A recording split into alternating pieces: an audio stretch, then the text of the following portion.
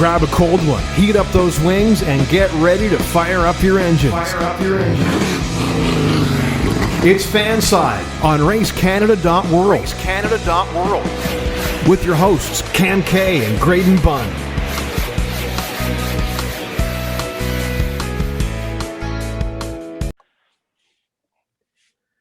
Hello, everybody. Welcome back to Fanside on RaceCanada.world, presented by Remax Jack. Graydon, we have a guest that I know you are so excited to get on the show. It's your get. But Graydon, why don't you do the introduction? All right. Well, it's my pleasure to introduce the shop, the head wrench, the El Supreme leader of the wrench heads, Charlie Langenstein, is on Fanside with us. Welcome to the show, bud. Hey guys, it's a pleasure being here tonight.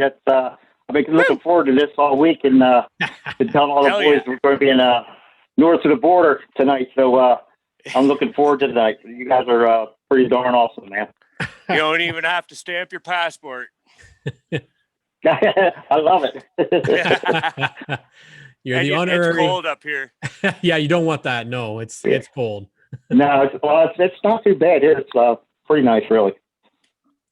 Well, we are glad to have you on the show. It is, one thing about social media is that it does allow us to get to interact with such cool people, and obviously you being one of them. And I know you and Graydon have kind of connected for quite a while. And, it's really, I think, probably very different from when you started in racing to now. How much more interaction do you have with fans than maybe you did years ago? Well, I always kind of enjoyed the fans growing up. I always said without those guys, I wouldn't have a job. And I'll always try to be friendly to people because you just never know who you're talking to. I brought my son up who races cars, and I could tell a story about one fellow one time who ignored a guy, and another guy didn't ignore the same guy, and come to find out if you found out who that guy was, they ignored it. It really blew your mind. But so you never know who you're talking to, and try to treat people the way you want to be treated, and that's what I always did. And I didn't do any social media up until about a year ago, and the only reason I jumped on Twitter and started Wrench Twister 00 on Twitter was to kind of get race results. Well, one day I was in the shop, I took a couple pictures of the cars and stuff, and one thing led to another, and here we are. And I got close to 3,800 followers right now. I'm picking up the last couple of days, and I got a lot of friends on here, man, and it's a pleasure. Plus, I got a lot of friends north of the border in Canada. We used to race quite a bit up there back in these days with the dirt modifieds and stuff. So it's a pleasure being on here with you guys tonight. As I said, it's an honor and a pleasure. And like we just kind of were talking about, social media can be a pretty hateful place if you let it. If you kind of block out that stuff, it's safe to say that we have a pretty mutual respect for each other. I love watching and seeing all those pictures of what you're doing with the 00 fleet and upgrades and stuff that you just don't see with the big teams, and vice versa. Like you see me stacking my rocks and cutting my flagstone in and that sort of thing. And well, I respect everything you do, man. I've done a little bit of that stuff in the past. I'm kind of like you. We've been a worker all our lives, and I really admire what you do. And your work is second to none, man. Unbelievable.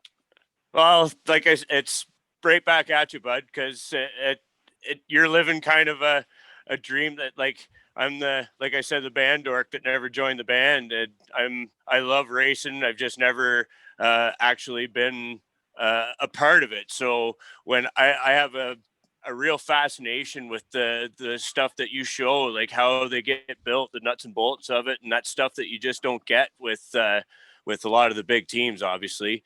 But a lot of cup teams in general, they don't show the stuff that you do, and just the genuine interaction. Like you can tell in the first 2 minutes of the show that you're kind of a people person. So that's why you've built this legion of wrench heads that you have. Yeah, you guys are awesome. I worked at Hendrick for 14 years, close to 14 years. And those big teams, you just can't. I mean, you can't take a picture of nothing, which you could understand, you know. Oh, yeah. And then, and you know, so when I came to StarCom, you know, we're trying to be a big dog someday. You know, we're still a little puppy yet, kind of basically still a startup race team. You know, we've got nothing to hide, man. We're trying our best with what we have, limited resources. We got some great people working there. You know, we just lack a little bit more sponsorship. And like I said, told somebody a while back, like our budget's about a third of what some of the big teams are per car. So we're doing quite a bit.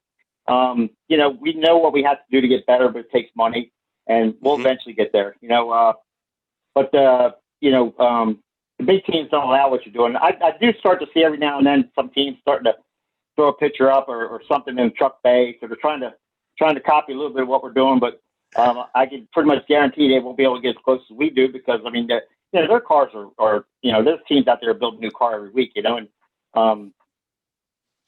and I understand that. I've been there. I lived it, you know, winning 5 championships through with Jimmy, and winning races, you know, on and off in grassroots and stuff. You know, once you get something, you don't want anybody to see it, or you don't want to advertise what you got. But I can understand the deal. But you know, we're a small team. You know, we're more like a throwback of the independents back in the day. You know, the Dave Marcus, the Childress, before he got moved on and got some sponsorship money, and Ricky Rugg, he started out with his family team. You know, we're like an independent team. Like I put out this morning, Buddy Arrington and a few guys like that who kind of started. That's what we're pretty much like, a bunch of independents right now that are just trying to get the field growing. And we know what it takes, and you know, it takes hard work, which they can't accuse us of not doing that. We just need a little bit more money, you know, and then we're able to take it to the next level, you know. Sorry, we have a visitor. Charlie, I'd love to know kind of the path that you took to get to Hendrick Motorsports, because obviously they're the biggest of the big when you talk about legendary teams in the Cup Series. So how did that happen? How do we go from, you know, growing up to working in the shop at Hendrick Motorsports to winning championships with Jimmy Johnson? Well, it's kind of funny. Like I said, I started at a young age working on cars with my dad, and then I kind of worked my way up some different race teams, and you know, got good enough to be a crew chief and was real successful in the dirt modified scene up north. You know, with drivers like Jimmy Horton and Brad Hearn, and a lot of legendary drivers up there I worked with and won races with. Made a real good living up there. But back in the day, you know, a good living was $500 a week, and you know, you're only going to you're going to get to a certain point down in a modified team back then that they could only pay you so much. I had visions of moving south anyhow. I wouldn't be a crew chief, so I eventually made the move, and you know, I started out. My first job actually in Cup racing was with Remax, with Morgan Shepherd, and then I was over there for pretty much a winter, and then a friend of mine. The reason I moved down there, but they weren't ready yet, because I went over to Moroso Racing and then worked with Rob Moroso, Steve Bird, and Mr. Moroso there for Moroso Performance Products. He owns the team, and we won a championship in '89, and then Robbie got killed on the highway in 1990, and then I actually pretty much Robert Yates Racing came and grabbed everybody that worked there, pretty much everybody, and went to work at Robert Yates. Now, I stayed with Mr. Moroso because at the time I had a brand new mobile home on his property, and I was overseeing his property when he was out of town, because I didn't go to the races all the time back then. That's why I was pretty much in the shop all the time. So I stayed with Mr. Moroso for about a year, and then I started to get some offers and stuff like that. But then probably my biggest setback was I actually moved back up north around about 1990, 91 or so. And I went back dirt modified racing because my father-in-law was sick and stuff like that. So we kind of went up there and hung out with him. We started a little business. Then I went to work for a couple race teams and built some cars up there at Kneisels. And then I got another offer to come back down south. I knew I was going to be back down south. But then the technology changed by the time I got down there, and I was settled in. And, you know, I was just going to just do what I can do. And the dream of being a crew chief was always there, still kind of there. But, things, when you go down the road, sometimes you make a left, something could happen. You make a right, sometimes something else happens. So you just never know. But I always did that. And, I built race cars for race teams in 1997. I actually a friend of mine had I got back down south. He had the Richard Petty driving school, and they needed, they were growing at the time, and they needed a bunch of cars built all at one time. And he called me up and offered me the position. Well, I went there, I took the position, I got me back down south. And then after I got there, they were getting their chassis from a chassis builder, which was Hutchison Pegan back in the day, which is a very good builder back in the day. But for a driving school, they're going to take second fiddle to a race team. In other words, you'll get your chassis whenever you're ready, right? And the race team's going to get theirs first. So we had a deadline. So I saw what was going on. So I approached the owner of the company. I said, dude, we need to be building our own race cars. And he said, we could do that. I said, you're damn right we can. I said, we can build stuff. So he said, get it on paper what it's going to take. So I threw some down on, I don't want to call it a napping, but threw some down. This is what it's going to take. And they went for it. And we started building cars. And Richard Petty was the Richard Petty driving school. So we built a bunch of cars. They just got a contract with Walt Disney World. At the time, they had a racetrack down there. And we needed like 30 or 40 race cars. And I set up an assembly line that worked out real well. We built our own chassis there. At the time, we developed a fiberglass body. We were the first ones to come up with a fiberglass body for the cars. And everyone kind of laughed at that. Now that's the wave of the future. So we got that up and going, and we built all those cars. And long story made short, Richard Petty came to the shop one day, and he says, "Hey Charlie, I want a truck for the driving school. I want a Dodge truck." And I said, "Yeah, we can build you a truck." And he said, "Well, how can you build a truck?" He said, "You build cars." I said, "Just let me go to your shop one day and look at one of your trucks." Back at the time, so I went to his shop and looked at one of his trucks, came back, and I told him, I said, "Okay, I'll build your truck, but you got to let me build a car for your race team." He goes, "What?" I said, "Yeah, I got to build a race car for your race team." So he kind of, okay, kind of, I don't want to say he blew me off, but he wasn't taking me serious. So we built the truck, and the thing turned out beautiful. We hand built the body ourselves in-house. It was nice. It's probably actually nicer than a lot of the trucks that were racing at the time. And we built everything. I mean, back then we built everything. We built our own, chassis, our own suspension, or everything, you name it. Wow. And so we tooled. Oh yeah, we tooled up and built a chassis, because at the time they were getting the chassis from Hutchison Pegan, and we weren't getting chassis, which means we weren't getting cars. So I set up an assembly line. I had 3 or 4 guys building the chassis. I had 3 guys building parts. I had 3 guys assembling, and I had 3 floaters, and then I kind of oversaw it, and I always filled in. And so long story made short, we designed and built a car for. We got the truck done, and Richard liked it, and he was appreciative of it, because he was trying to impress the people from Dodge. So I went up to him. I said, "Well, hey, you got your truck." I said, "Now when do you want me to start to build you a cup car?" And he said, "Oh shit, I forgot." And he says, "Just call. Here's Robbie Loomis's number, right?" So I call Robbie Loomis up, and he says, Loomis says, "The king says you're going to build us a car." I said, "Yeah, what do you want?" He said, "Man, I need a car to go to Bristol." No, I'm sorry. He said, "I need a car to go to Martinsville." All right, we'll build you a car for Martinsville. So we sat down. I got my boys together. We designed something, because the stuff we were building was like cup cars back then. I mean, the chassis were the same exact thing, and we were doing our own little things to it to make it a school car. So we got together. I built the front snout, changed all the geometry up. So long story made short, Loomis calls me up. He called me every week. "How you making out the car? How you making out the car?" You know how it is. They need this thing yesterday. So he calls me up. He says, "How you making out that car?" I said, "Pretty good." I said, "Be about ready to pick it up tomorrow morning." He said, "Good, man. I got to take it to Bristol." I said, "Bristol?" He says, "Yeah." I said, "Damn it, you told me we were going around Martinsville with that thing." "Well, things changed." I said, "Well, you're damn right they do." I said, "Come back in 2 more days. I need to add 4 more damn bars to stick that thing up if you're going to go to Bristol." So I told the boys, I said, "We ain't done yet, So we stiffened this thing up a little bit to go to Bristol, some more structural stuff, to keep stuff from moving, flexing, and things like that. Long story made short, they took the car down to Bristol, and so I said, "You guys got any extra tickets and stuff?" They said, "You come there and we'll get you in." So I told all the guys, "Listen," I said, "We're closing the shop down. We're going to go up to Bristol and watch our car run." We didn't have no hotels or nothing, right? And we did spur of the moment. So we took our cars up there, had 1 tent and about 5 of us, and parked in some guy's yard, and and those guys, my buddies are drinking beer, and I'm sitting there, they're all hanging out, and they're telling all the people around there at the campground, oh yeah, we built the car for Richard Petty this weekend, and all, and these guys live in Seattle. Yeah, these guys built a race car. They're living out of a tent, sleeping in their car, taking a shower with the guy's hose, and these guys built a race car. I mean, heck, we were frying bologna, eating bologna sandwiches, went down to the gas station, got some bologna, and I mean, you talk about roughing it. And so my buddy Brand, who was my head fabricator at the time, he still works at Hendrick. I finally got him in over at Hendrick. Well, he's telling everybody, he's all half-juiced stuff, and he's telling everybody, oh, man, we built that car, and I did this, and Charlie did this, and we did this, and these people look like we got two heads growing out of our side of our body there, So long story short, the car goes out, and Bobby Hamilton was the driver. The car qualified 28th, and got her up in the top 5, and got into a jingle and bent something up. So he finished the race. I'm not quite sure what he did. Comes in, and then Loomis says, Charlie, I need to send that car to your shop, and I want a front clip on it.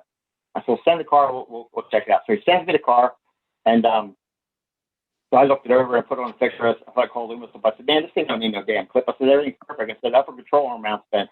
You sure? I said, dude, you just trust me. So we changed upper control arm mount. They took the thing to Dover, right? Which was kind of Dover and Bristol, you kind of treat the same. So they got to Dover, and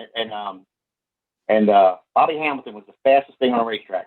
And back then you had 3 days of, you practiced and qualified and happy hour to whole 9 hours, right? Bobby Hamilton's the fastest car on a racetrack. I mean, Holland Mail, right? So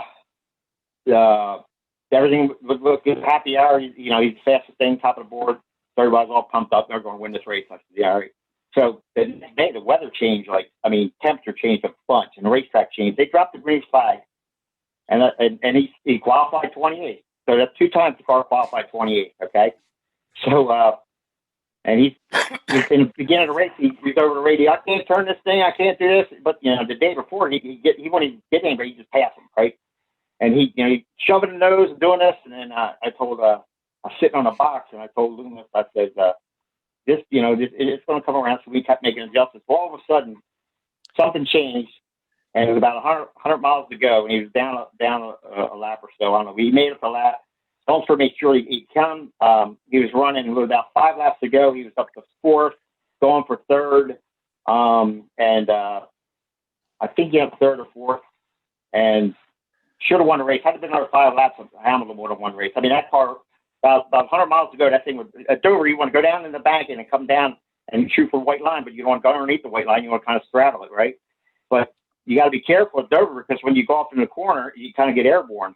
And then when you kind of get airborne, they talk about landing. So the car lands, and, if the car lands tight, the driver thinks it's tight. If the car lands loose, he's going to cry loose.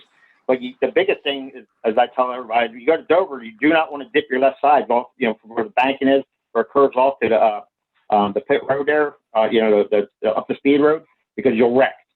I mean, you're going to hook your left side, that car's going to turn, and you're being a fence, and you wreck it over, you might as well throw it away. Long story short, we run 3rd or 4th like that. They were going down to Rockingham a couple weeks later, and car qualified 28th again. So, and long story short, he went out and won the race in '97, and that was the car we built ourselves. And then the whole game changed. Nice. It was like, Richard says, you're going to build all my cars. Kyle Petty started that PE2 deal with his own deal. I built cars for those guys. And then the driving school was all mad because I was doing both, And they didn't know how to handle the money. The money was coming in from the race teams, and they didn't know whether the driving school got it or how to do it. And I told them, I said, well, that's for you guys to figure out. I told you when I started this fab shop, it's going to make money. We'll find a way for it to make money. And so they couldn't figure it out. So I got another job offer.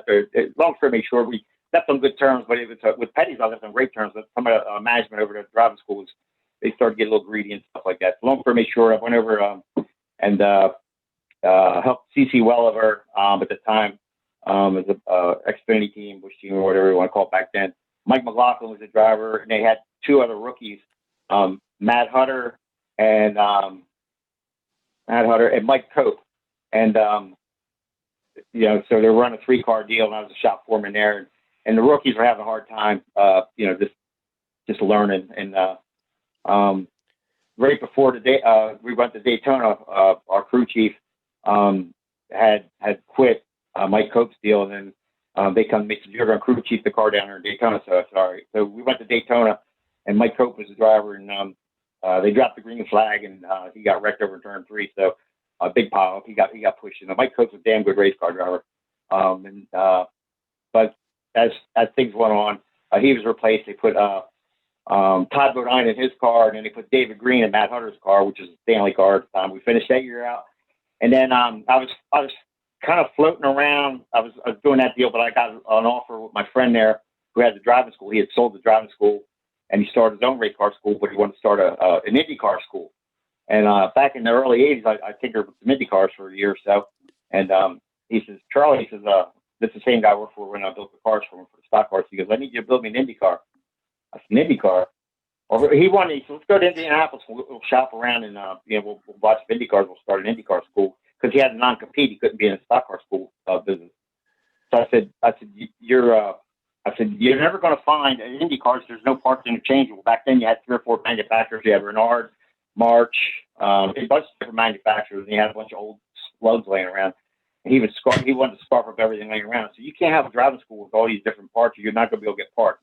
So I talked to him about building the car, and he told me we were crazy. So I built an Indy car, and that turned out real well. A fellow by the name Mark Alderson out of Brownsburg, Indiana. He kind of had a car. He was trying to start a series, and it wasn't going anywhere with it. So we hooked up with Mark, and I moved to Brownsburg, Indiana. And Mark and I kind of developed a school car, and then I had to bring the idea of building a 2-seater Indy car, which was the first one ever built in the world. And then, of course, you saw what happened. Mario Andretti ran one for Honda, I think, was for years.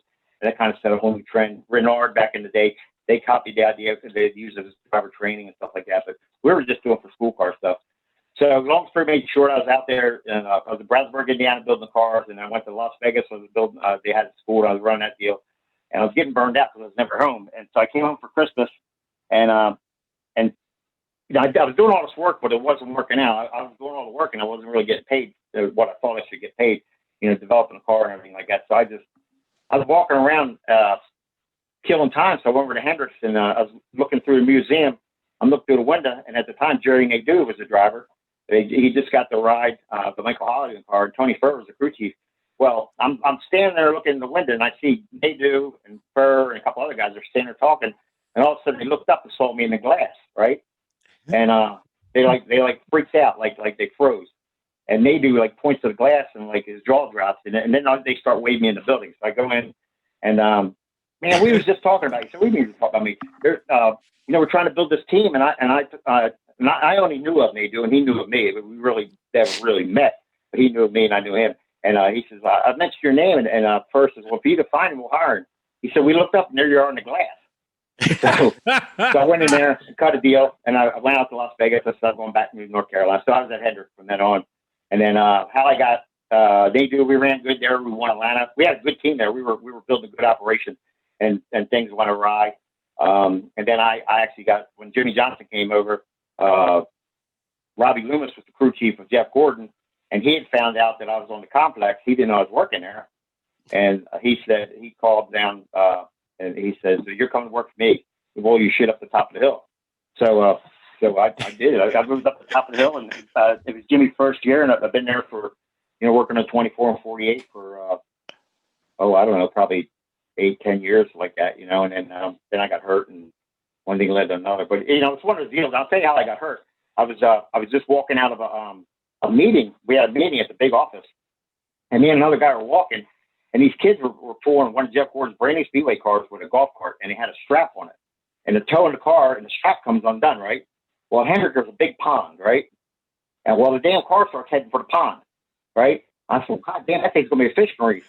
We haul ass, and we tried stopping that car, right? Well, and I make jokes. I said, if the car's rolling 40 mile an hour, I'm running 40 mile an hour trying to stop this damn thing, right? Oh, my God. Well, I destroyed my knees. All right. So then one thing was I worked for a couple of years there, but it kept getting worse and worse and worse. And it just got to the point where, I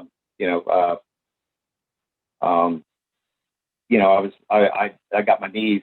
I didn't get them rebuilt, but I had to get a lot of surgeries and stuff like that. And I think, it's like anything else, workman's comp gets involved. It was a good deal. I mean, we agreed on a settlement and things like that. So I just kind of moved on. And then, but the contract read I couldn't fool with a cup car for a year because I knew all the stuff that was going on. So at that time, I took the whole year off. Me and my son off, and we went racing. And we just kind of took a year off, just raced a little bit and raced with my son. And then I got hooked up with Tony Furr, who was the crew chief over at Starcom, who was the crew chief when I was at Terry Nadeau's, and he and I got along great. And my buddy Jason, who worked at Hendrick, Furr called him up and goes, "Where's Charlie at these days?" And he says, "Well, he's I don't know, he's helping his friend with his construction company." And at the time, my buddy mine had a construction company. I was just kind of overseeing his equipment and stuff like that. And because I couldn't touch the cup car, and I was doing some grassroots stuff with my son, and I went to work at Starcom, and there I am. Long story made short, right? But so here I am today. One of those names that you mentioned is Rob Moroso, and I'd seen I want to say it was Speed, but it may have been FS1 did a piece on Rob and how they really believe that he was going to be the next great superstar driver. Do you have what was your feeling on Rob while he was coming up? Because he was somebody obviously that was in racing before I was into racing, but just because I've heard the name quite often, I would love to know about what your thoughts were about Robbie Moroso. Well, there's no doubt, Cam. Robbie Moroso was going to be the Jeff Gordon before Jeff Gordon was Jeff Gordon. All right. Yeah. Robbie Moroso had a hell of a personality, damn good natural race car driver. I mean, we won the championship in '89, the Busch Grand National Championship in '89, and I can tell you all about that year, but it was amazing. We ran Charlotte, and we won Charlotte like 3 races in a row. He was badass at Charlotte. So, and then we ran into the freak of bad luck. And then the point was running down. I think we got out of, I don't know if it was after Charlotte, but we fell to like a couple 100 points out of the lead, right? And everybody wrote us off, and we worked our asses off, and things happened, and we beat Tommy Houston. He was driving that Southern Biscuit car. We beat him at the last race of Martinsville and won the championship. But we made up over 200 points, but it was racing. I mean, we back then we ran Hickory, we ran a lot of short tracks, and we had a damn good short track program. And our intermediate stuff was second to none too. I mean, we went to Charlotte and we beat the Cup guys. But Robbie Moroso, he was a can't-miss. He was going to be the great one, but he was young, and he just if we could have kept him corralled and in the shop and working and kept an eye on him, he wouldn't I don't want to say get in trouble, but they all back then you go out drinking or whatever. I don't really know the whole story. All I know is I got a phone call we were in North Wilkesboro that day, all right, and it was our Cup year. We weren't really running very good in our Cup year. We were having a lot of problems, and I could surmise why. But so long story short, Robbie ran Wilkesboro that day, and we were struggling in the Cup car. And Crown Petroleum was a sponsor back then. It's car number 20.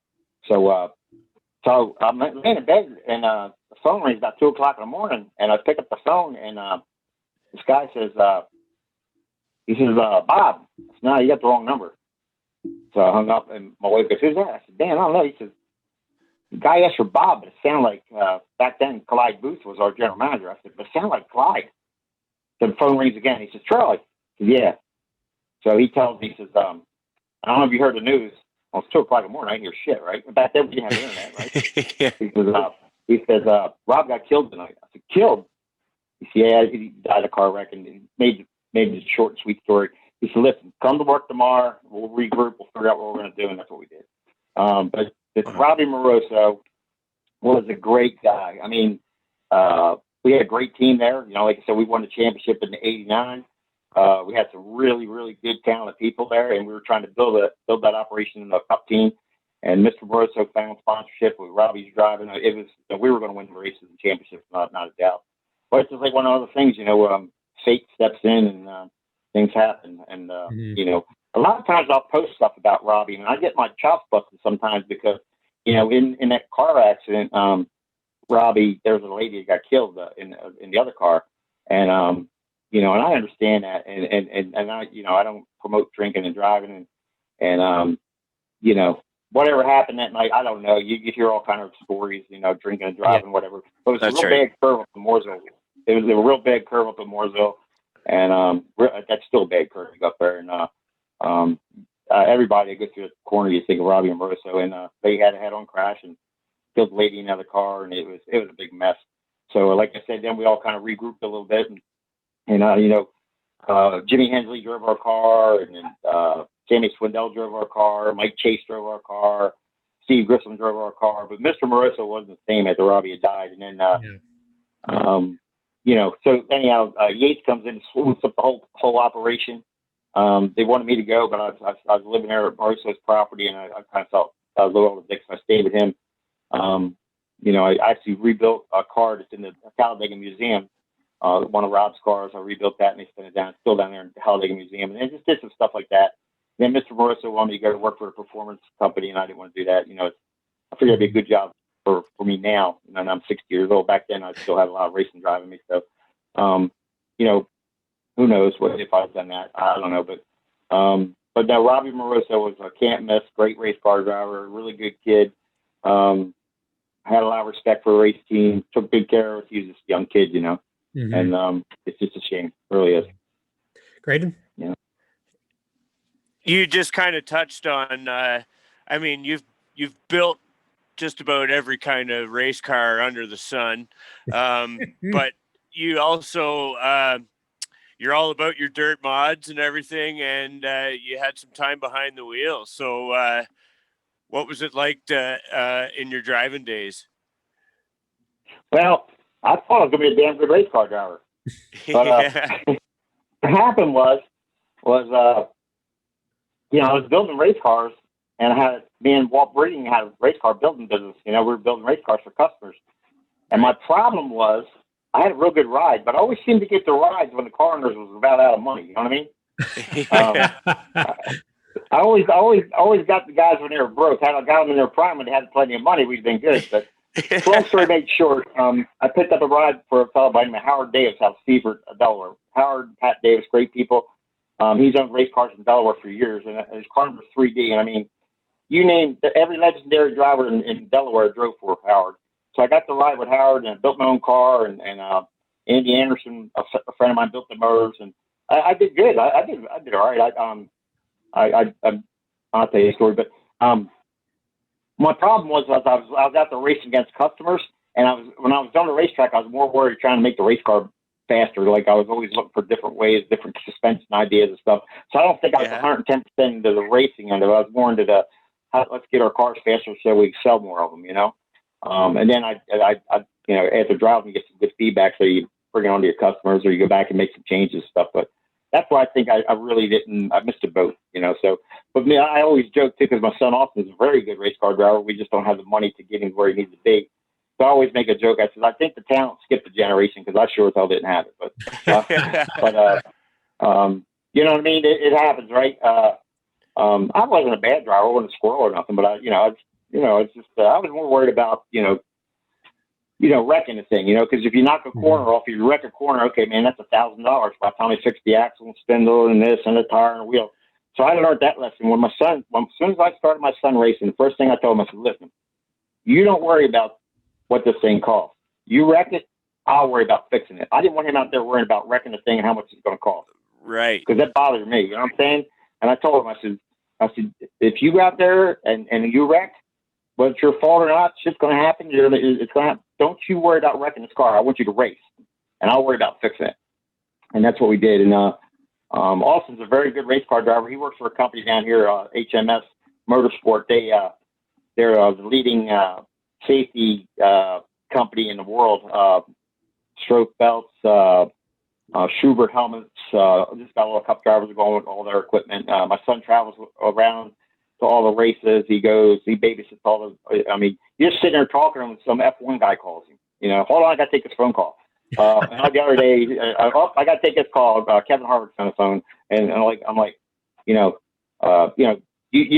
know. He comes to the house, his phone's ringing off the wall. You never know who's calling him. IndyCar guys, you name it, they call him. So he does a really good job. He just went down to Pensacola and sold a bunch of stuff. He's a damn good salesman, but the thing is, he's really good because he knows, he's racist, and he knows everything about safety. He's the company he works for, the great guys.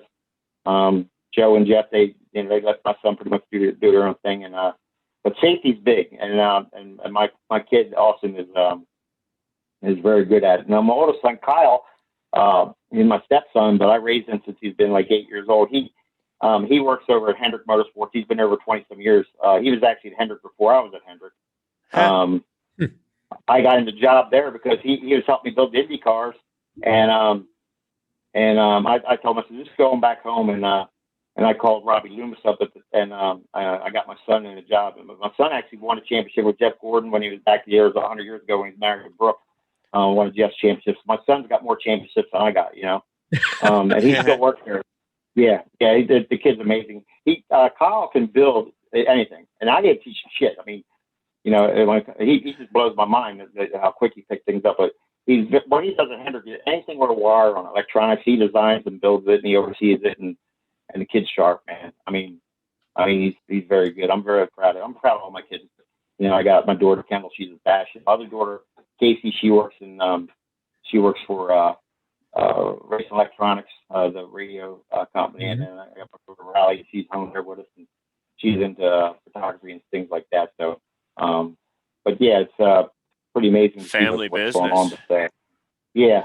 And my wife, I met her too when I was racing. I was Brett Hearn's crew chief. I met my wife, and then so we've been together. So crazy. Her dad had race cars too, so she knows what it's all about. Yeah. So it's been a crazy deal. Yeah. We have a question on Twitter that was from Debbie, and she wonders what's the oldest or that has the most stories, the tool that's in your shop, the oldest tool in your shop that has a lot of stories. I'm going to tie that in with a question actually from my own dad, which is whether or not you guys, if you have a sponsor deal, take working for Jimmy Johnson, are you guys only allowed to have Cobalt tools in the shop, or are you allowed to use kind of whatever? Well, would Debbie want to know what tool I had? Is that what she said? Yeah, the oldest one that you got. Well, I'll tell you a funny story about how I got my tools, and then I'll tell you about the big time how you get your tool deal. When I worked for Jimmy Horton back in statewide racing, right? I was a kid, and I'll never forget it. I'm working in the shop, and this car pulls up, right? And it's a black fella, and they had a big construction company, but he always would stop by. Well, he opens his trunk, and you think it's Walmart, right? So he pulls up one day, and Horton says, "Hey, Charlie, you need to go see that guy in the parking lot." So I walk out there, and funny story. I didn't own any tools at the time, right? So he opens his trunk up, and he's got this big tool set, it's a Craftsman set, right? And back then it was like a $500 set, right? I mean, it was a big deal. I mean, it had everything, right? Yeah. It's like your super starter kit, right? So it's a $500 set if you go to Sears and buy it. I said, man, that's that nice set. Yeah, man, it's got this. It's 500 piece. Got this, got that. Got this, got screwdrivers, got ratchets, got the whole 9 yards, right? The whole deal, quarter inch all the way to a half inch. It's got long, short, whole 9 yards, right? I says, what do you want for it? He said, it's $500 if I knew. I said, well, what do you want for it? He says, give me $250 cash. So I says, you got a deal. I said, but I got a question for you. He said, what's that? I said, is it hot? Smoking, man. She's smoking. So I asked him if the tools was hot, where the hell did you rob the stuff at, right? Yeah. And I said, are these tools hot? He says, man, they're smoking. They're smoking. I said, well, give me his 250, give me the tools, get the hell out of here. So I still got, today, my toolbox is still loaded with every one of them tools. And over the years, I acquired, they got to strike me dead. Over the years, I acquired, some Mac stuff and some Snap-on stuff and this and that. And I got a funny joke that back in the day, I used to tell my buddy, we made a joke. He looked like Fred Flintstone, and I looked like Barney Rubble, right? So exactly. I mean, you take a look at me, tell me I don't look like Barney Rubble, right? You know what I mean? Right? So I'm serious. But look at this guy, short neck, So I would build my own tools, right? And I'd engrave on it Bedrock Industries. you know. And I still got tools that I built in my toolbox. And somebody else said, "Where'd you get that tool?" I said, "I built the thing myself." Yeah, the hell I asked. No, look, it says Bedrock Industries on it. And I got some tools in there that you can't buy. And I mean, if I manufacture them, you know, I'd probably make money. But I mean, I'm all the time building something for me. I mean, this toolbox I got now is when I went to work at Starcom, I was hired as a fabricator. And I've done a little bit of everything over the years, but my fab box was just one box and had all my snips and all my Clicos and all that stuff. Well, I get to Starcom, all of a sudden I'm building chassis, and it's not. I said, I gotta get all my tools together. So I went to my shop one day, and me and my son cut back racing. I had this work table I built, right, and it was a workbench. So I took that damn workbench and I got all my toolboxes together. I took it to Starcom, and I call it a rat rod box. It was all my junk, right? It was a bunch of drawers. It was a workbench, and it was like a rat rod. You know, your junk to turn into something.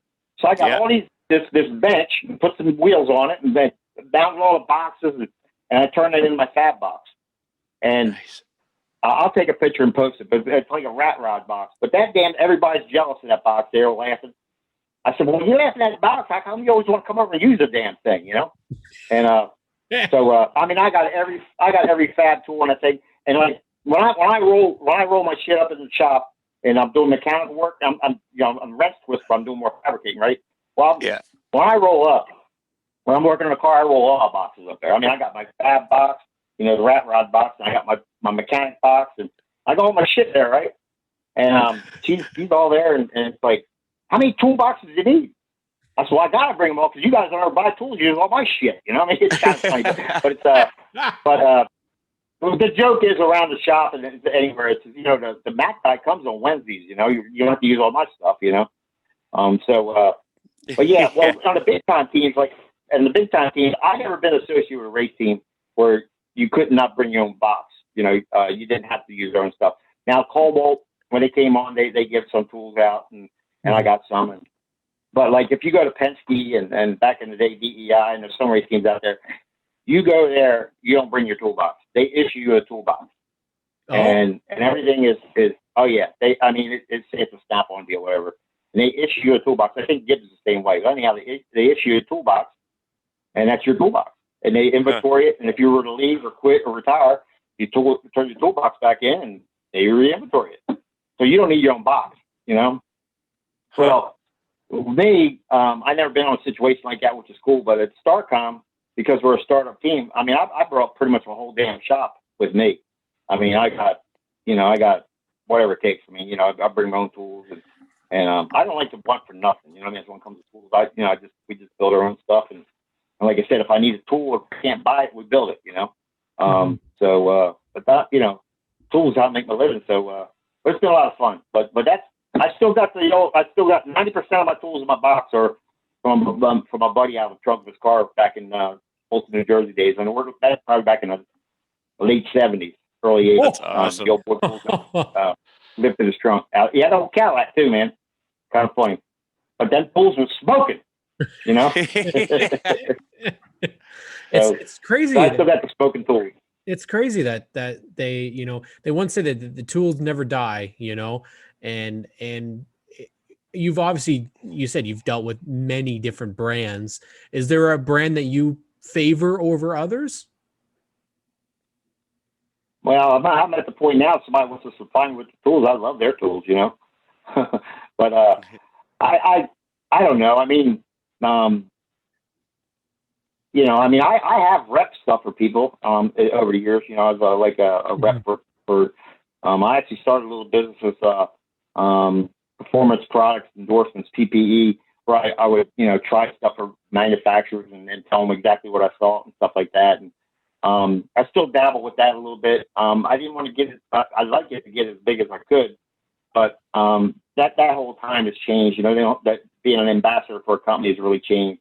And you know, there's tool companies out there that I like to try to get a hold of because there's some cool stuff out there.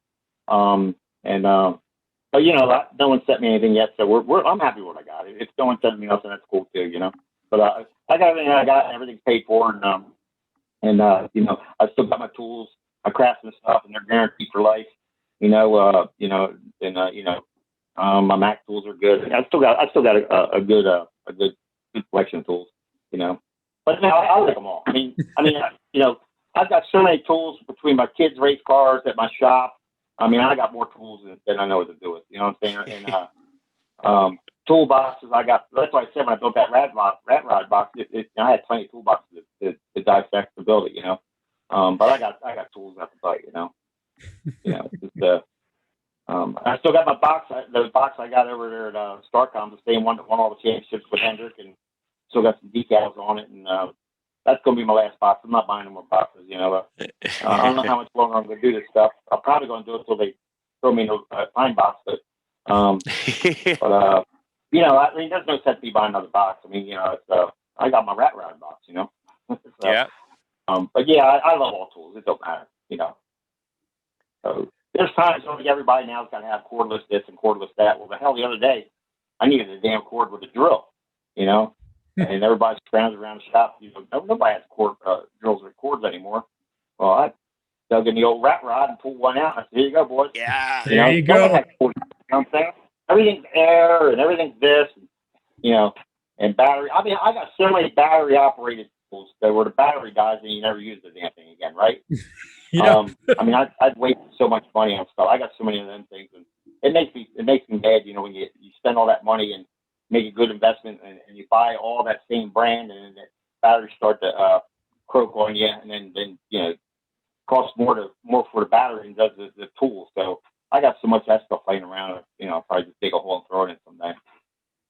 But you got tools like everything else, and I mean, Ray can probably tell you too. Can't have enough tools, man. Yeah. It's like me, but with die cast. You can't have enough die cast.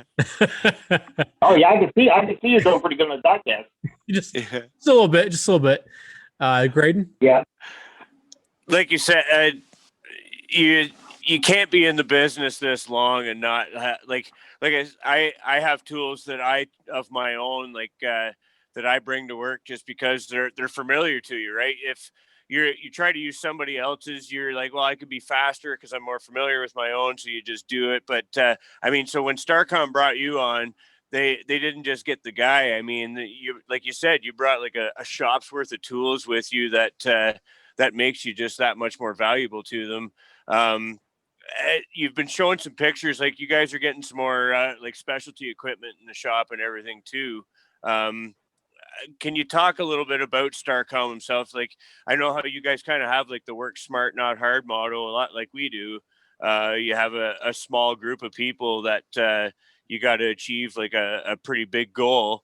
And you guys are chipping away at it in a pretty smart way. You speak a lot about Derek Cope and how he structured things and managed it well as a business. So can you expand on that, bud? Absolutely. The folks out of Starcom, they're out in New Jersey. They own Starcom Fiber, and Derek. It's kind of funny. Derek owned his own team after he won the Daytona 500 in 1990, and he ran Cup cars, and when he never really retired. He kind of just went and owned his own Cup car or his own Xfinity cars and stuff like that. Yep. Well, one of his friends, I don't know the whole story, but someone at Starcom. Their father or grandfather or something worked for Mane and Tail, and the guys up there at Starcom, they of course when they were growing up, Derek was their favorite driver because they had access to him when he was driving the Mane and Tail car thing. And I don't know how they got started, but Derek and them got together and decided to start Starcom racing, and from day one, they've been building the place. And I mean, like I said, we have I made a joke the other day. I said, when I worked for Statewide Racing in New Jersey, we had a budget and it was unlimited. Here, we have a budget and it's not unlimited. And Hendrick or big teams, I mean, you could make a joke that you could race on everything they throw out. Like, I was telling a guy the other day, when we use a grinding disc, at Hendrick, the guys who use a grinding disc, little 3-inch grinding disc, use it once and heave it on the floor, right? Well, we don't do that shit at our place, because we're not cheap by no means, but we're smart, you know what I'm saying? Yeah. And because Derek Cope is probably one of the best businessmen that I ever met. As far as managing the deal, he's hands-on. As far as he knows what's going on in the shop. I report to him. We talk all the time, every day. He knows what we're doing. He's behind. He handles a lot of stuff that people don't see, and he's on top of what's going on. And I worked in a real good situation with Derek. I got a good handle on everything that's going on, but we got a handful of guys that really know what's going on. We got a bunch of guys that's been there from day one. We don't have people quit our team. Once you get there, it's such a good place to work. You're crazy to quit, but also, a lot of our guys are. The other day we went to lunch, and the four of us in the truck, and we added up between the four of us in the truck, we had over 200 years worth of racing experience. Like we're no spring chickens there. Like we need to get Jericho to sponsor us or something, right? Yeah. And today we go to lunch. We're talking about this medicine and how's your blood pressure, and my knees hurt. I'm like, well, this is what we have now. I changed tires. I got picked. I first 1 year I was changing tires down in Darlington, got run over on pit road, and I'd tell you stories all day long. So all now our joints are hurting and all, but we still get it done. So anyhow, Starcom come along and built the thing slowly, and they leased the charter, and then they bought the charter, and then we rented a shop, and then we bought a shop, and everything we own, everything that Starcom has, they own. I mean, they pay their bills. We have great. I mean, there's I can go pick something up and they'll say, pay us, we know Derek, we know Starcom's good for it. Some race teams, you don't have that luxury. That's for sure. And that's great to say, but they pay their bills. They take care of their employees. It's getting better. I mean, they're trying to do more and more, trying to get some more incentives, and we're trying to work some incentives for the guys. And we're trying to get better and better every year. They're investing, the Starcom folks, they don't take any money for themselves. They roll it right back in the racing. They reinvest it. So like we just bought a pull down rig that helps us. We bought some lifts and stuff. Yeah, I was going to say you got the new fab equipment. Spent a lot of money. Just on the building itself is like brand new. They own it. It's actually 20,000 square foot, and 20,000. I think it's 20,000 square foot, and there's like 5,000 we still don't use yet. There's plans for that. We call it, I call it junkyard. That's where we store all our stuff, kind of that. It's kind of like storage, and we call it the junkyard. But we just started cleaning that up and got that. I mean, we keep our place nice, and everything's organized, but we make jokes about it too, like, hey, that's a junkyard, go back in the junkyard, because we got a little chassis back there and stuff like that. So there's a lot of history in that back room. But so basically they just keep rolling the money back in. As we get sponsors, they keep rolling back in. And, we're on target right now. I mean, for the new car, we're going to be racing. We'll be able to afford, the new cars and go race with the next gen stuff. And we're gearing up for that because there will be some more equipment that you're going to need if you want to run good with that. Some equipment that you're going to have. So we need to buy more equipment and, reinvest it back into the company. So, but it's smart management with Derek and not, some guys will spend you out of business, right? Well, Derek gets the money and we're still in business. We're working on winter. Some race teams at the lower level, they'll work you up to the last race at Phoenix, and then the next day you go Monday morning. They say, we'll see if come first of the year you get laid off. And I never played that game. I told people from day one, I'm not playing that game. Either I'm here all the time or I'm not here at all. Right. I don't play that game. I never had to worry about that at Starcom, and Starcom's kept everybody on, and they pay everybody through the winter, and they keep us working. We got vacations. I make a joke. I got 2 weeks off for Christmas. I said, Dan, and we're talking today. I said, well, I'll probably come and work 3 or 4 days here, 4 days there, and this and that, because that's what we do. But see, listen now, we got 15 guys, and Hendrick's got 500. So somebody's got to work. Yeah. You know what I'm saying? Yep. And because we all got to be in Daytona on the same day, right? That's right. And we're in great shape, man. I mean, right now we're in the best shape we've ever been as far as car-wise. Our goal is by next Friday to have, our goal was to have 7 cars done, pretty much race ready. And we're on target to do that. Now, yesterday we got a curveball thrown at us. Now we're going to have to get a road course car race. So that car, we just started stripping it today. And we got some body panels for it. It's probably going to fixture, Monday morning. Probably get cut up before now and the end of the week. And Monday, we work all next week. We work all next week. I think so. Yeah, work all next week. And then we're off for 2 weeks. I'm going to come back on the 4th. But we're going to get that car up in the fixture and put a new body on it and rebuild everything. All the parts that come off, and we'll service all the parts and re-prep it, rebuild it. Any updates we're doing. So that car, it's coming together faster than we wanted to do because it was actually on schedule for down the road. But being it's going to be a race that the curveballs. To see, we prepared ourselves for that. With that COVID deal this year, you come back and the schedule wasn't the schedule. I just took the schedule and threw it away. The original schedule, because you couldn't go by it. So we get the new schedule and that still changed. So we prepared ourselves for this because we wanted to be prepared. We're supposed to take delivery of our first new car around June or July. And we want to be prepared. We're going to pull me and a couple other guys in the shop. We're going to just blend off and just kind of start developing that thing.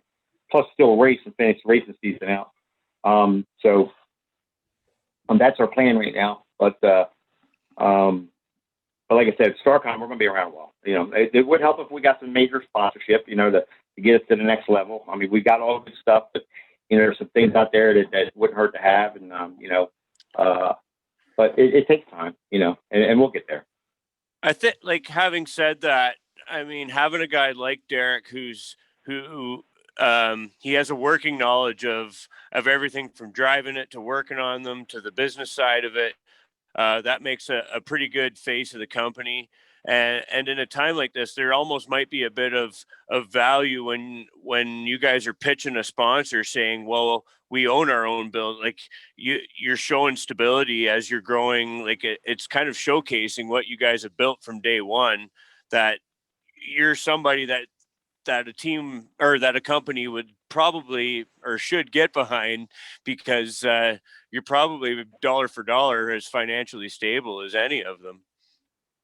Absolutely. I think we're as good as anybody. Yeah. I make a joke. Yeah, I make a joke with Derek. I said, Derek, you don't ever brag that you won the Daytona 500. That's got to be worth something. So, but we'll make a joke. I said, well, all these big teams. This new car. I'll tell you what. It's really sad, and I don't want to say it, but reality is going to set in that you're not going to need 500 people, 600 people no more. That's the idea, there's going to be a lot of people. There's going to be a lot of people looking for work, man. Chassis builders, body hangers, mechanics. Engine builders. Now with Chevrolet coming in and combining Hendrick Motorsports engines with Schulter's ECR stuff. They're combining that, and I'm not sure how that's going. There's going to be a lot of people out of work. I made a joke. I said, sooner or later, the model of NASCAR is going to be us, 15 people on a team, So we may be setting a trend, but that would be crazy. It takes a lot more than 50. Yeah, that might be a joke that's not as funny as you think. Well, exactly.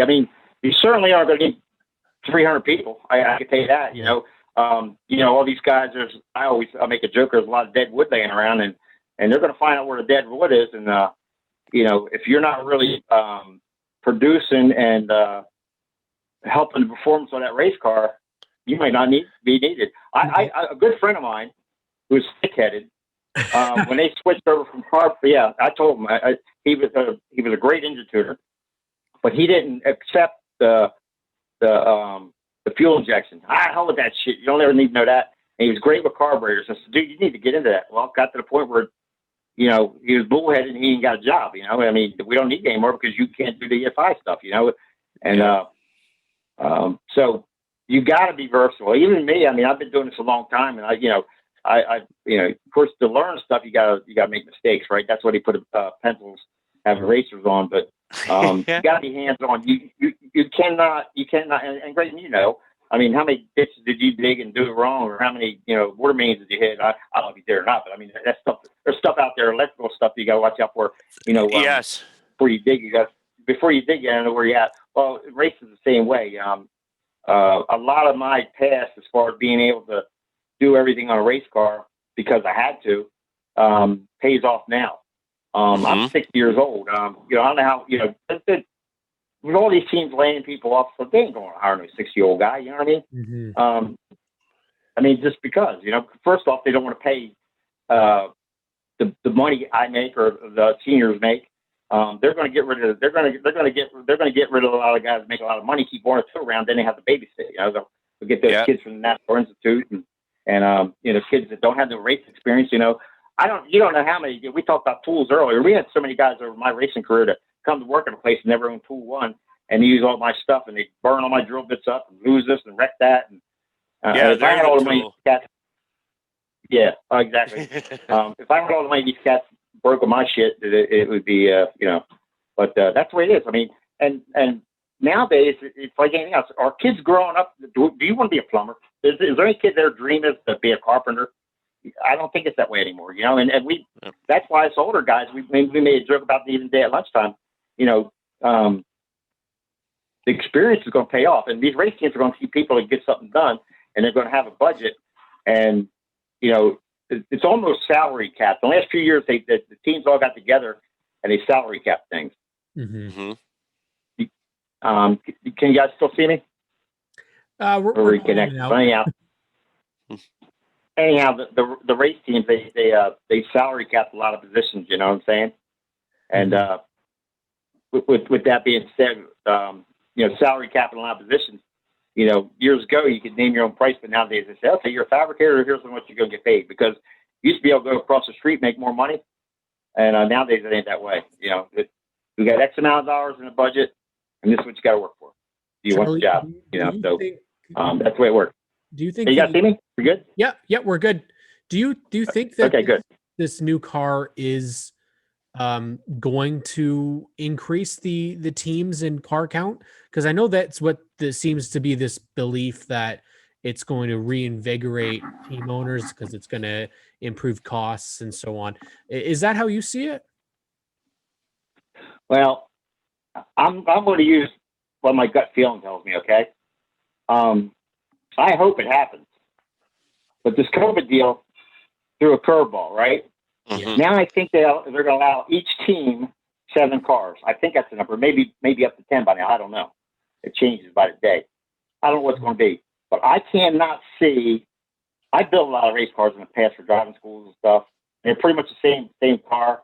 They all got the same thing. You know, it's just one car is going on a racetrack and one car is a driving school car. In fact, your driving school car usually has 2 seats, more bus. So it's a big nut to crack to build that many cars. If just say they allow 40 teams to have 7 cars, well, there's 280 cars. That's one car, you know, or you know, for a team. That's a lot of stuff. And I really don't know how the structure is. Whether you got to buy this from them, or you got to buy this, or you can't build this, you can't build that. So that's where the mystery lies. Is, you know, are we going to need this many fabricators because you got to buy this, or we got to, you know, do you have to buy a certain part? You know, you're going to have to use whatever wheels they say. You know, you can't go to another wheel manufacturer. It's going to be like more of a spec car. Whether it's good or bad or indifferent, I don't know. But we're going to go with it, and I'm going to embrace it, okay? But I'm also smart enough to know that it may or may not happen. It probably will. But I've also been in NASCAR when the year we did the COT car, when that didn't come on schedule, and we ran half the season with a COT car and half the season with a regular Cup car. In fact, that year we won the championship with Jimmy.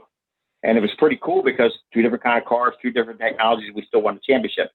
So I'm, you know, come the end of the year, like I told Derek, I says, we don't need to be throwing this shit out, man. We need to be taking care of it. Because who knows, maybe next year we might have to start the year off with these cars and phase in. I don't know what's going to happen, even with COVID.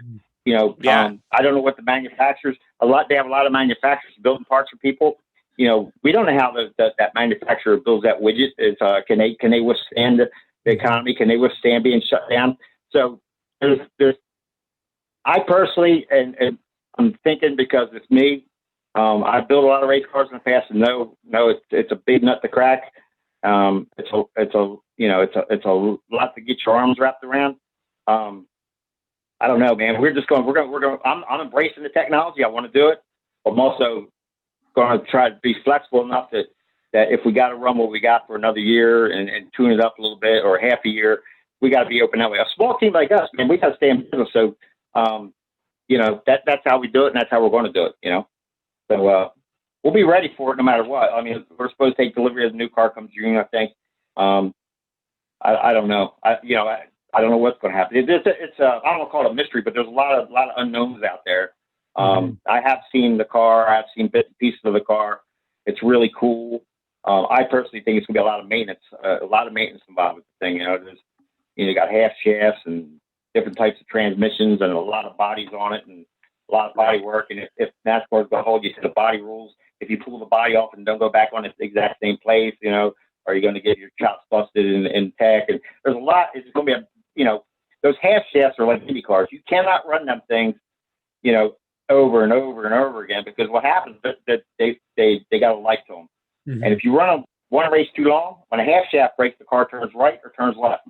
Well, if it breaks, you're going into the wall or something's going to happen. So you got to do a lot of maintenance. You got to change stuff out. You got to do a lot of preventive maintenance.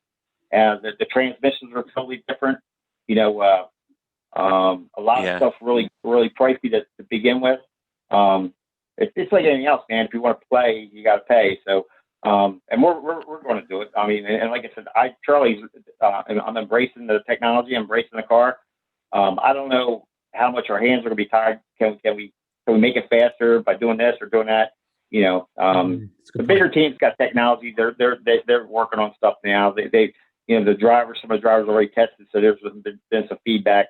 A little team like us, they don't say, hey, Quinn's going to test the car and stuff like that. Yeah, that'd be nice if they did. Like I said, there's a lot of unknowns, So I don't know if, NASCAR probably going to hate me, but I'm being realistic. It's going to be a big nut to crack, man.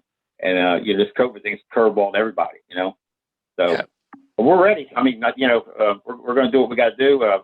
Derek says he's forecast out enough. StarCom folks forecast enough that we're going to be able to get cars. And, then down the road, they're talking about a whole, like a spec style motor in the next couple of years. Now they're talking electric motors. And I don't know. You never know where the sport's going. You know what I'm saying? That's why I like my old grassroots sometimes, the old sprint cars and dirt modifieds and stuff. But even there, them things are expensive as hell these days too, right? So, I got a grandsons now. I think I'm gonna get them started in soapbox derbies when they're younger, because I told my son, I said, well, hell, I don't need a $60,000 motor, $60,000 engine to run a soapbox derby. All I gotta do is be able to go down the hill and gravity race, So, so who knows? I make a joke about a lot of it, but it costs a lot of money, and to run up front, man, you got that. It takes money. It takes technology, and they used to make jokes that the technology changes year to year. Man, technology changes lap to lap nowadays. I mean, one guy short pit, one guy does this. Everybody's learning something, and these crew chiefs today are smart. They got war rooms during the race. They got guys, engineers sitting in a room watching cameras, and it's high tech stuff, man. What is the shop do when you guys are racing? When you guys are racing, Charlie, are you guys working in the shop or are you guys watching the race? I've never actually think I've ever heard what you guys actually do. Well, a lot of times we'll run on Sunday, and at StarCom we're pretty good, man. Like we have hours. Our hours at our shop is 8 to 5, okay, which is unheard of. And we try not to work anybody later than that. We don't want to burn anybody out. And if the road guys, they get certain days off and stuff like that. But on Sundays, we usually watch the race, When I was at Hendrick, we're winning championships and stuff and running up front and things like that. You watch the race. I still watch the race because, you like to see, okay, what happened? Did the car clip a curve at Barnesville, so we better look at that spindle, or, you work on a sheet, you like to watch it run too, But nowadays, with the COVID thing, they limit how many people go to the racetrack. I still like to go to the racetrack 2 or 3 times a year.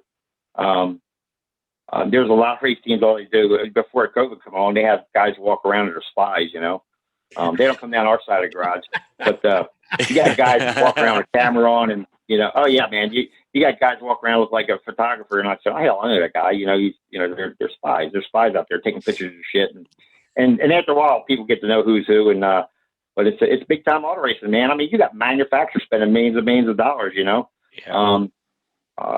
So it's big time, dude. Technology changes, and I mean, when TRD came in, they spend a lot of money and they do it right. It made General Motors and Ford step their game up, and If someone else comes in, it's going to be more money and more technology, and we welcome it, man. Hey, we're an established team. If the new manufacturer wants to come in, I think we got the foundation to jump at it. You know what I'm saying? We got some real good guys at our place. You know what I mean? We got a charter. That's worth something these days. It's paid for, and it's like buying real estate. It's going to be worth something. But for all the reasons you've said. Right. I'm convinced that Starcom is doing it for the right reasons. A lot of guys will buy a charter and hang on to it for a while and then sell it, and they make profit, move on. Starcom wants to be in racing for a long time. The folks at Starcom up north, Mike and Matt and boys up there, they're in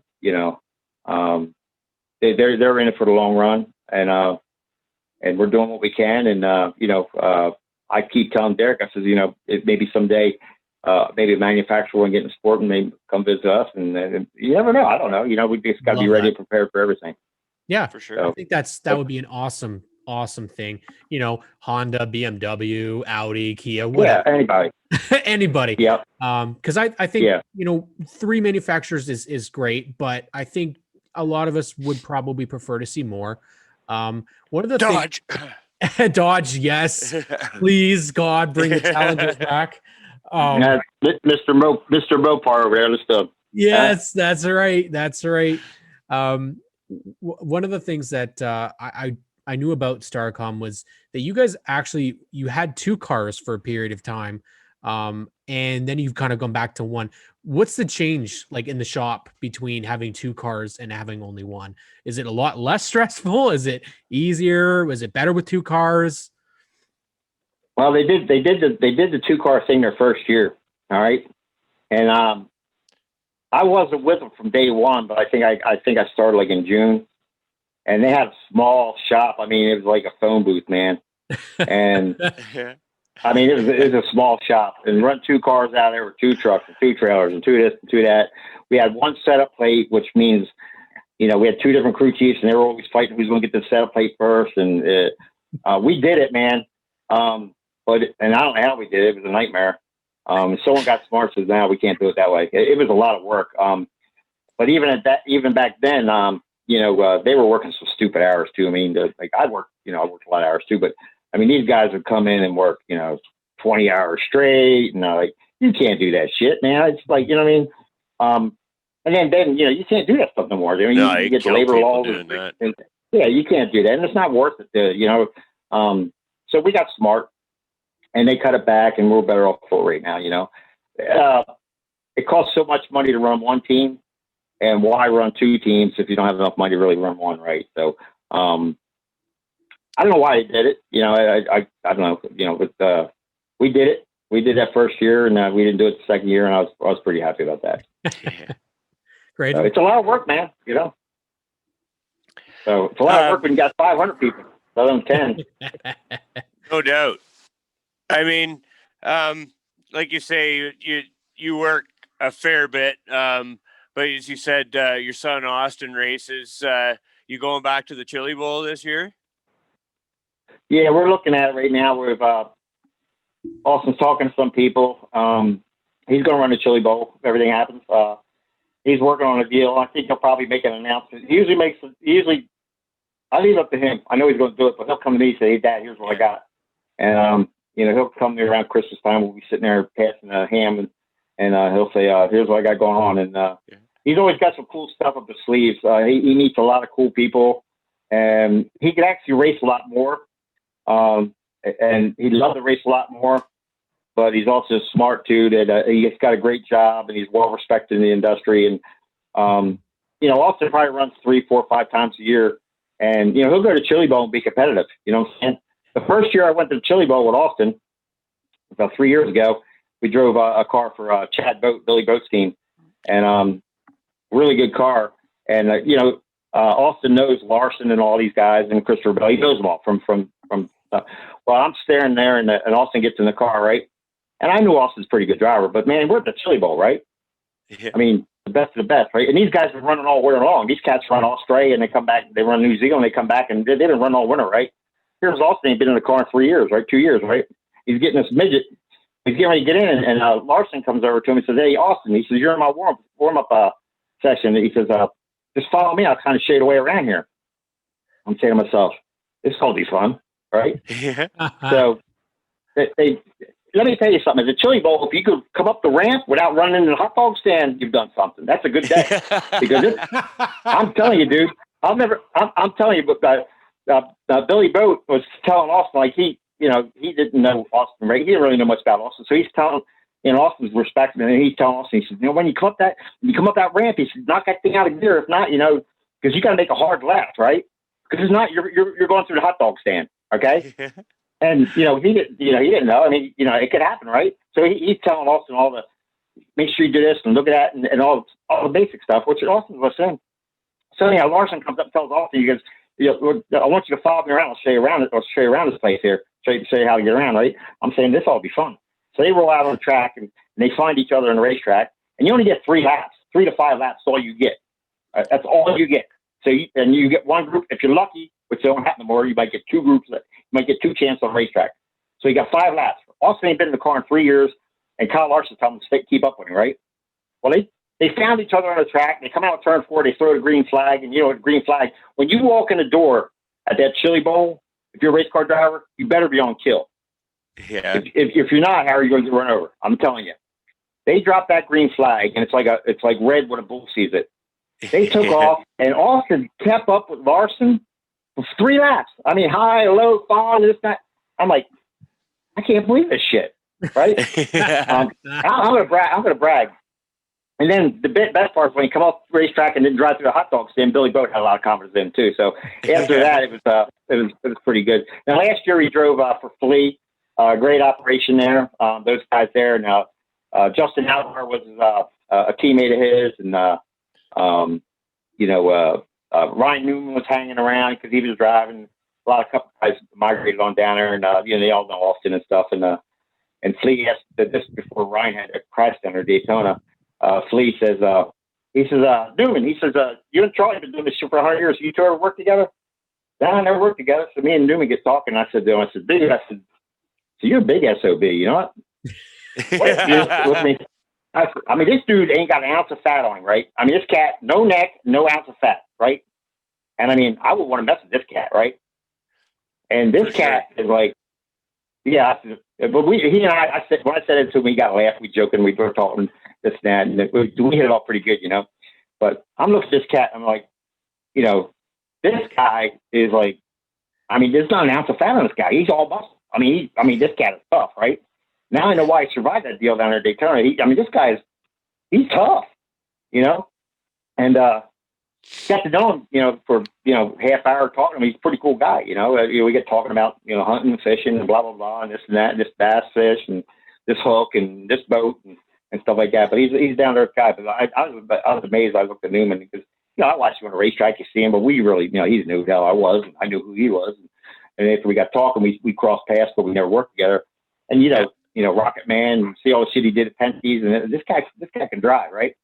Damn good race car driver, dirt driver. I love dirt race car drivers, and I admired the guy from the get go. But what I like, he was down to earth and cool, joked around, and he's the kind of guy you kind of go and push, push you back, and look around a little bit, but you just hope it don't turn into a real flake as you get your ass handed to you. But he's a tough dude. Lawyer found that out. He's a tough dude. Yeah. Oh, I'm telling you, man. I ain't got no neck. He ain't got no neck. But I tell you what, that cat is man. He's a tough cat. Definitely. But it's fun. You go to Chili Bowl. It's great racing, man. You get the best of the best. And like I said, when you walk in that building, you better be on kill. A lot of times my son goes there and he works. HMS has a booth there. So when he's on the racetrack, he's over there selling helmets and stuff. So nice. So he does, because what happens, you go there, you one practice session, then you're done, and then you run your preliminary. You like run Monday night, Tuesday night, Wednesday night, whatever it is, and then that lines it for Saturday night's evening. So a lot of times it seems like Austin always gets the Monday night or Tuesday night deal right away, so he can sell helmets and stuff. But we've been in contention everywhere we went there, and I look forward. I hope we get hooked back up at Flea, and which I think Austin's going to. Great people, great operation, great cars, and we should be pretty good. But I just wish the kid could race more. Mm-hmm. There's a lot of guys that run the Cup circuit that we ran legend cars with and stuff like that, and we ran with them and beat a lot of them and stuff like that. But takes a lot of money, and we just don't have it. I told my son every time you move up the class, you got to add another damn zero to the checkbook. You know what I mean? It's like, it's amazing how much money gets spent, and I did it out of my pocket for years. I had a lot of friends who helped, a lot of businesses, people I knew, a lot of friends helped us sponsor, and I called in some old favors and stuff. So we managed to get this far, but if he didn't race anymore, maybe once or twice a year, he's happy. And he'll still be competitive. He's never driven a dirt modified. And when we were in the World Finals, it was real fast and dirt modified against the best of the best. And but he grew up around this stuff. Brett Hearn, Jimmy Horton, these guys. So he's a kid. So he if I won the lotto, we'd do a lot more racing. I can promise you that. So see what happens. But yeah, it's like anything else. There's no substitute for laps. That's one of the things. Like with Quinn, the poor guy, he gets so involved with us, and all of a sudden they cut out practicing and cut out this and cut out the poor kid. He's not getting no laps. You know what I'm saying? You go there and you don't even qualify. They just line you up, and the poor kids have never been to some of these tracks, and it takes, if you run the circuit 3 solid years, it takes good 3 solid years to learn the tracks and learn this before you could even be in a contention to win, or contend for a championship if you have the money. And these poor guys that are starting off the day just cold turkey. It's tough, man. And like a little team like us, we don't have the simulation. We don't do some of the things the bigger teams do. We don't have that. And by the time they drop the green flag and we get to the first segment, we finally figure out what our car needs. And we can't early pit, to dial it in then, because then it sets your whole race back. So by the time we get it all figured out, we're usually pretty good toward the end of the day, but it's always a catch up deal. But Quinn's got a lot of potential, and just wish we could get more laps with him. And this year we got a dirt race coming up. I hope NASCAR releases the dirt rules so we get started on that program. And then we got 6 road course races this year, which amps to work up there, because a speedway car, a road course car, a short track car, they're all totally different. They're all the same car, but one requires more of this, one requires brakes, one requires cooling and transmission, one requires cooling everything, one requires, the brake system, the bias, everything's and everything's a different animal. So you got to kind of, and there's going to be a lot of races. I think they're almost back-to-back road course stuff too. So we got to look at the schedule we have. We think we got it mapped out. We're trying to build all of our cars to be ready for it, and we'll see what happens. But we're also, you got to be flexible enough now. If COVID kicks in, they can't run here. You got to run here. Who knows if I will say, hey, we're going to run North Wilkesboro. Who the hell knows? You know what I'm saying? I would never know. That. I mean, yeah. Braden, you don't know, man. I mean, you might get a memo. You think you're going to go to XYZ Speedway, and that state closed down with COVID, and they need to, they got to get the race, and they, hell, they got another dirt race. Who the hell? I don't know. But you got to be ready, right? Yeah. So that's what we're trying to be flexible enough, and we are, If only it was. We managed to do it. I don't know how we do it, man. I mean, we don't work the guys any stupid hours, and we get a lot of work done during the day. But we have fun. It's not a concentration camp where you can't talk, you can't laugh. And we have fun. But I look around today in the shop, and I take a lot of pictures, and people probably say, this cat don't do nothing, take pictures. He don't even work in a car. All he does is take pictures all day long. Sometimes I wish somebody take a picture of me to prove I actually do some work. You know what I mean? But I'm proud of the guys I work with, and I'm proud of what we're doing. And I know what our weak links are. Get a little more sponsorship, get a little more money in there, and Quinn gets some more laps. We'll be okay. It just takes time, man. It's a big nut to crack, and you're running against teams, multi-car teams, and we got one engineer, they got 200 of them. It's they got machine shops. They got they could build something and look at it, and before to even manufacture it, and they could manufacture it themselves. And they could try stuff, and if they don't like it, throw it in a trash can. And we got to go with our good common sense and racing, and we learn every day too. We learn, we'll go to racetracks. Say, damn man, we had this, I had that. So we don't go to wind tunnel because we can't afford to.